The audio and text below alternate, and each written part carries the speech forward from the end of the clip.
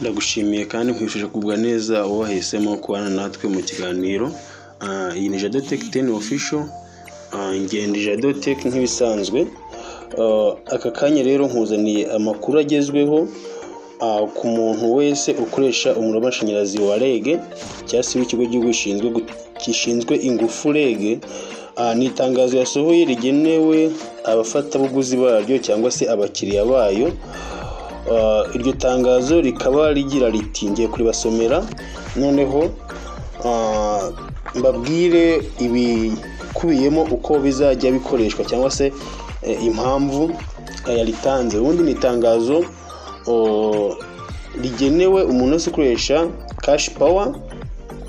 Akaba ari amavugurura ari gukorwa muri Kashipawa zacu, aho kugura umuriro no kuwushyiramo byahindutse. Hari ibyahindutse ari byo tugiye kurebera hamwe. Nababwiye ko ngewe icyanjye ari kubagezaho amakuru y'ikoranabuhanga kandi mukeneye umunsi ku munsi, updates zose nkazibahereza. So rero ntabwo iyi nkuru yari kunshika, niyo mpamvu nahisemo namwe kuyibasangiza. Hari benshi wenda baba babyumvishe ku maradiyo cyangwa n'ahandi hantu, ariko ndabizi ko hari n'abo batabyumvise. Niyo mpamvu banahisemo gukora ikiganiro nk'iki ngiki kugira ngo nawe ubana na Jado Tech 10 official ayo makuru akugereho kandi akugereho ku gihe. Rero ni itangazo REG yasohoye. Muri video ndaberekamo muri video ndabereka n'uburyo ibyavuzwe mu itangazo bikorwa muri Kashipawa zacu dutunze cyangwa se dukoresha tugura umuriro. Ni itangazo rero Rwanda Energy Group yasohoye rivuga ngo: bakiriya bacu, ubuyobozi bwa sosiyete y'u Rwanda ishinzwe ingufu REG buramenyesha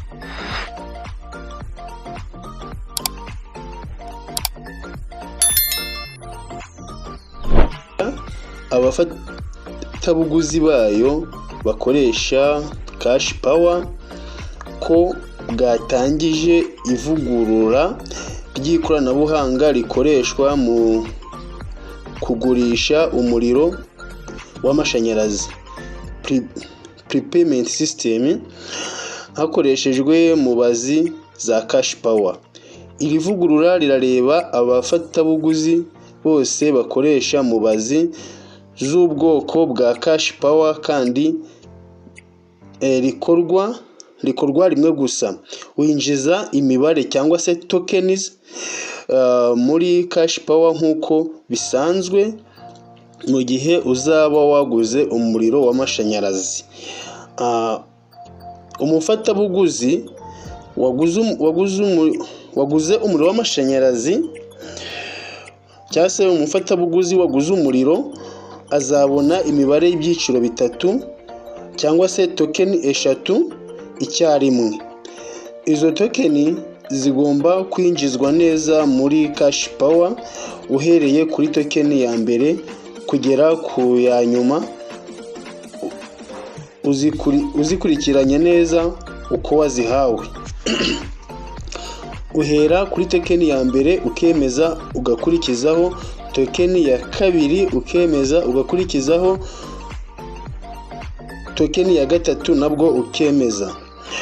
Icyitonderwa, buri token igomba kwinjizwa ukwayo kandi ikemezwa nk'uko bisanzwe bikorwa, ugategereza akanya gato mbere yo gushyiramo indi. Nuvuga ngo ufata za token eshatu baguhaye, iya mbere nk'uko kwa kundi wemeza washiragamo iramibare y'umuriro w'amashanyarazi, ushiramo token ya mbere cyasi kode ya mbere baguhaye. Reka nkoreshe iryo jambo n'abantu batazi token icyo ari cyo. Ni iramibare baguhaye ho uzajya ugura umuriro baguheze token eshatu cyangwa se zira kode ziri mu byiciro bitatu. Ushiremo kode ya mbere, numara kuyishiramo wemeze kwa kundi sanzwe twemeza kuri ka kantu k'umutuku cyangwa se bitewe n'uko Kashipawa yawe imeze, uko wemeze uko uguze umuriro w'amashanyarazi uyishiremo. Numara gushiramo iyo token ya mbere cyangwa se kode ya mbere, utegereza akanya gatoya wongere uhita ushiramo token ya kabiri. Numara gushiramo token ya kabiri wongere utegereze akanya gatoya, ubwo uzemeza birumvikana, nyuma yo kwemeza utegereze akanya gatoya, nurangiza ushiremo na tokeni cyangwa se kode ya gatatu nayo wemeze. Noneho bose bavuga ngo nibwo ubona ko iyo umaze gushyiramo izo tokeni zose neza, nibwo ubona ko umuriro w'amashanyarazi waguze ugiye muri Kashipawa. Nuvuga ngo umaze gushyiramo izo tokeni zose, ubwo nibwo umuriro w'amashanyarazi utazishyiramo ntabwo wawubona. Noneho icyo gihe Kashipawa yawe izaba imaze kuvugururwa nk'uko biteganyijwe, uvuga ngo ivugurura rizaba rirangiye. Noneho icyitonderwa gikomeye, hari abantu baguze umuriro mbere yuko wenda iyi system yo gushyiramo izi tokeni 3 iza. Aha nibo iri tangazo reba cyane. None baguze mbere ugomba kwihutira kuwushyira muri Kashipawa yawe, kuko nutinda kuwushyiramo uzaba expired, bizabe ngombwa ko ugomba gukoresha tokeni gusa, ugomba kujya undi muriro ugakoresha tokeni. Hano bavuze icyitonderwa cya kabiri ngo uwaba yaraguze umuriro atarawushyira muri Kashipawa mbere yuko irivugurura ritangira, arasabwa kwihutira kuwushyiramo kugira ngo utazamupfira ubusa nyuma y'ivugurura. Ni ukuvuga ngo hari umuntu waguze umuriro, ubu tuvugana hari umuntu uguze umuriro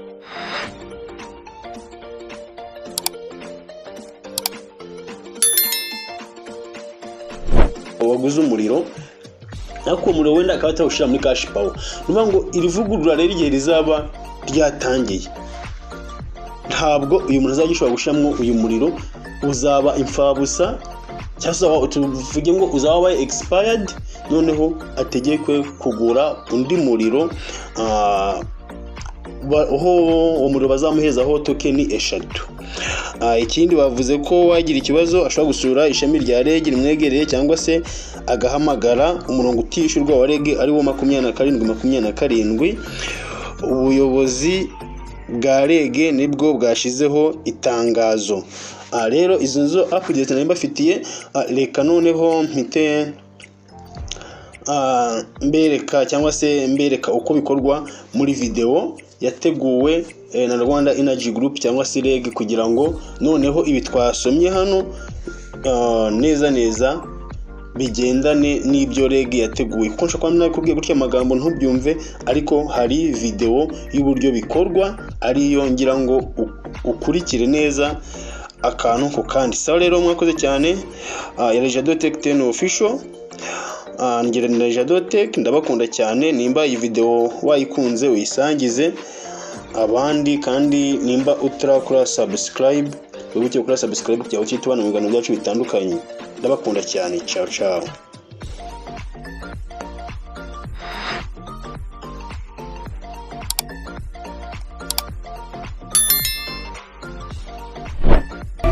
hagamijwe kunoza serivisi igenera abafatabuguzi bayo, sosiyete y'u Rwanda ishinzwe ingufu REG iri mu ivugurura ry'ikoranabuhanga rikoreshwa mu kugurisha umuriro w'amashanyarazi hakoreshejwe mubazi za Kashipawa. Iri vugurura rikorwa rimwe gusa, winjiza imibare cyangwa se tokeni muri Kashipawa nk'uko bisanzwe mu gihugu z'umuriro w'amashanyarazi. Uguze umuriro ahabwa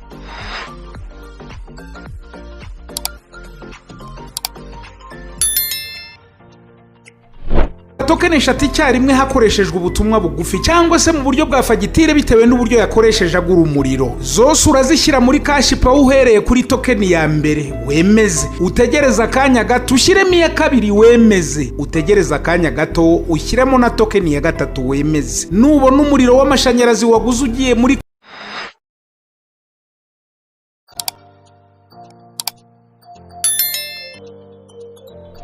Kashipawa, ubwo Kashipawa yawe yavuguruwe. Uwaba yaraguze umuriro atarawushyira muri Kashipawa mbere y'uko iri vugurura ritangira, arasabwa kwihutira kuwushyiramo kugira ngo utazamupfira ubusa nyuma y'ivugurura. Uwagira ikibazo yabariza ku ishami rya REG rimwegereye cyangwa agahamagara kuri 27 27.